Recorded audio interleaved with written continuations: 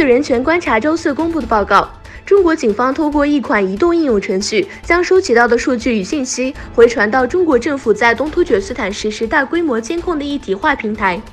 警方会根据相关数据列出有潜在威胁的对象，并通报相关官员，导致不少人因此被送进再教育营。国际组织人权观察的报告显示，中国政府透过一体化作战平台，收集维吾尔和其他穆斯林关于身高、宗教信仰到政治倾向等各类信息，并根据不与邻居往来、拒用智能手机或积极替清真寺募款或募集物资等36种行为来锁定可疑人物。一体化监控平台会分析以上行为，并判定可疑程度，包含虚拟专用网络 WhatsApp 与 Viber 在内的51款网络工具或加密通信软件都被视为可疑。中国在阿尔及利亚建立了一座清真寺，而它继续在东突厥斯坦实施压迫政策，并摧毁清真寺。该清真寺据说是非洲最大的清真寺。中国在东突厥斯坦的同化政策背景下的破坏行为反映在社交媒体上。最近，一座历史悠久的清真寺倒塌图像引起了注意，但北京政府没有任何解释。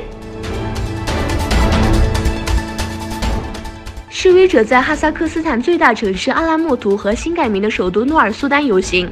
抗议者反对他们认为在6月大选中缺乏选择，以取代长期出任总统的纳扎尔巴耶夫。他在3月意外辞职，令全国震惊。游行者呼吁举行选举抵制活动。他们说，执政党的候选人、前参议员议长和纳扎尔巴耶夫是盟友的卡西姆·乔马特托卡耶夫，这只会意味着更多的独裁统治。在阿拉木图，人群聚集在中央公园，开始在哈萨克斯坦最大的城市游行，高呼羞耻抵制、唤醒哈萨克斯坦和政治犯自由等口号。被指控阴谋向中国政府提供机密情报的前美国中央情报局雇员李正成在法庭认罪，承认阴谋为中国政府做间谍。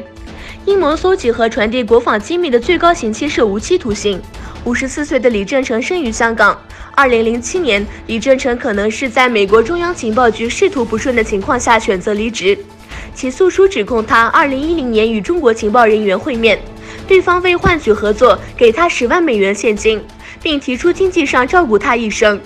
2012年，李正成前往中国，但李正成直到2018年1月才在纽约肯尼迪国际机场被逮捕。委内瑞拉几个月以来一直处于巨大的政治危机中，并经历了由美国支持的反对者的不成功的军事行动。委内瑞拉总统尼古拉斯·马杜罗在首都与士兵徒步示威。委内瑞拉玻利瓦尔国家武装部队在首都加拉加斯发起军队游行，总统马杜罗和国防部长帕德里诺等政府官员参加。